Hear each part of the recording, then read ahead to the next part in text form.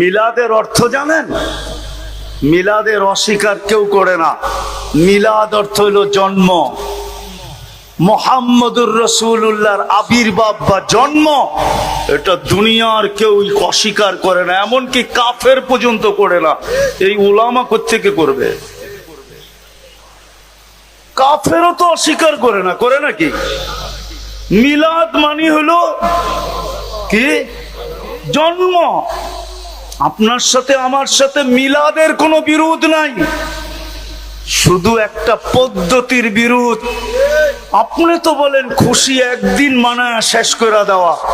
আরে খুশি তো তুই 24 ঘন্টা মানাবি যে আমি উম্মতে মুহাম্মদ। 365 দিন তুই খুশিতে নাচতে থাকবি, যাকেই দেখবি তাকেই বলবি চিনিস।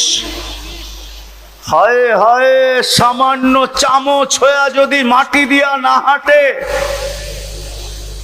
আমি বুঝানোর জন্য বলতেছি, কাউকে ক্রিটিসাইজ করার জন্য না। আমরা এই দেশে জন্ম তো, আর এই দেশেই আমরা ট্যাক্স দেই। হ্যাঁ, আবার মনে করেন না হুজুর দিকে ট্যাক্স দেয় না, না না, ট্যাক্স দেই। আমরা এই দেশেই জন্ম তো, আর এই দেশেই ট্যাক্স দেই। সামান্য একটা পদস্থ মানুষের অধীন নৈকট্যবান হইলে, কাছের লোক হইলে আর জমিন দিয়ে হাঁটতে চায় না। আমি তো উম্মতে মুহাম্মদী, আমি কেন জমিন দিয়ে হাঁটবো? আমি তো আকাশ দিয়ে হাঁটবো। আমারও তো গৌরব আছে যে আরো সে যায় বলে নাই, যিনি দুনিয়া, আপনাদের ভিতরে দিল আছে কিনা আমি দেখতে চাই। যিনি দুনিয়ার থেকে বিদায় নেওয়ার সময় 9টা পরিবার রেখা যেতেছেন। হাসান হোসাইন ক্ষুধার্ত, আলী ফাতেমা ক্ষুধার্ত। ঘরে এতটুকু তেল নাই যে বাতি জ্বালানো যায়। যদি থাকতো তাহলে আম্মা জান আয়েশা রাদিয়াল্লাহু তাআলা আনহা মিথ্যা বলতেছেন না, যে এতটুক তেলও যদি থাকতো তাহলে খিদা নিবারণের জন্য পান করে আনিতাম। যেই নবী দুনিয়ার থেকে ক্ষুধার্ত যেতেছেন, কিন্তু চোখে পানি। জিবরিল ভাবছিল পরিবারের জন্য, হয়তোবা হাসানের জন্য, হয়তোবা হোসাইনের জন্য, হয়তোবা আলীর জন্য, হয়তোবা ফাতেমার জন্য। জিজ্ঞাসা করছে এখন কাঁদেন কেন? তো জবাব দিছে, জিবরিল যা ভাবতেছ তা না, আমি তো উম্মতের জন্য কাঁদতেছি। ফামান লিবাদি লি উম্মতি, আমার পরে আমার এই উম্মতদেরকে বুকে জড়ায়া কে রাখবে? ওই উম্মতের যুবকের চেহারা দেখলে চিনা যায় না? যুবক, তোমার পায়ে হাত রাখি, লানত তোমার যৌবনের উপরে।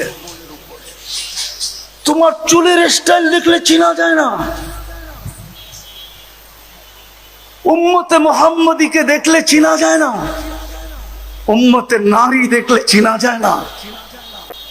আমি লন্ডন থেকে আসছি 8 তারিখে, আসার কথা ছিল আমার 17 তারিখে। অসুস্থতা বেড়ে যাওয়ার কারণে আমি 8 তারিখে চলে আসছি।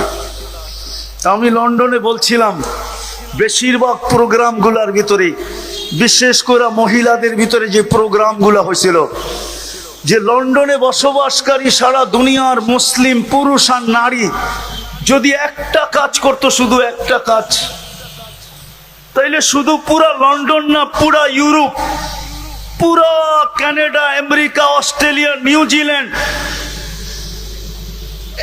গবেষণা কেন্দ্র খুলতে বাধ্য হতো।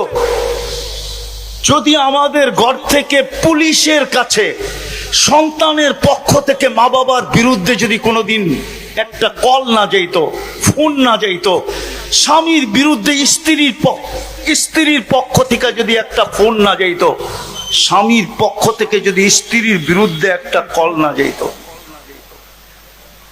শুধু যদি এতটুক তোমরা করতে পারতে যে কোন সন্তান মা বাবার বিরুদ্ধে পুলিশের কাছে কমপ্লেইন করে নাই, কোন স্ত্রী কোন স্বামীর বিরুদ্ধে কমপ্লেইন করে নাই, কোন স্বামী কোন স্ত্রীর বিরুদ্ধে কমপ্লেইন করে নাই, মুসলমান তার পারিবারিক কোন কমপ্লেইন পুলিশ স্টেশন পর্যন্ত নিয়ে যায় নাই, যদি তোমরা এতটুক করতে পারতে তো সারা ইউরোপ কেন সারা কুফর দুনিয়া গবেষণা করতে বাধ্য হইতো যে এদের ঘর থেকে অভিযোগ আসে না কেন।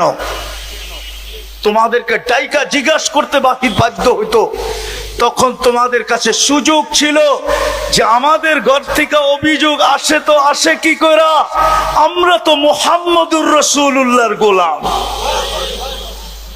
আমরা তো মুহাম্মদুর রাসূলুল্লাহর রঙে।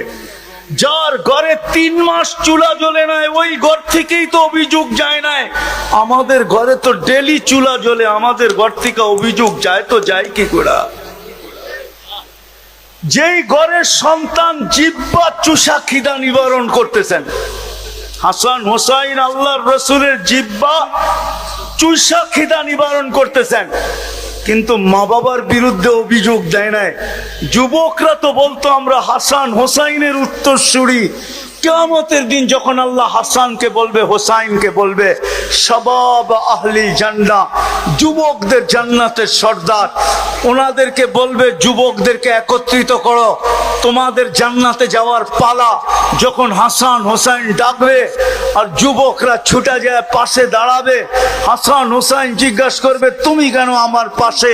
কয় কিচ্ছু ছিল না আমার কাছে, কিন্তু মা বাবার বিরুদ্ধে আপনারা যেরকম জিহ্বা চুষা খিদা নিবারণ করছেন, মা বাবার বিরুদ্ধে কোনোদিন অভিযোগ করেন নাই, আমরাও আপনাদের আদর্শে আদর্শবান হইয়া কোনোদিন মা বাবার বিরুদ্ধে অভিযোগ করি নাই, এই জন্য আপনাদের পাশে এসে দাঁড়াইলাম।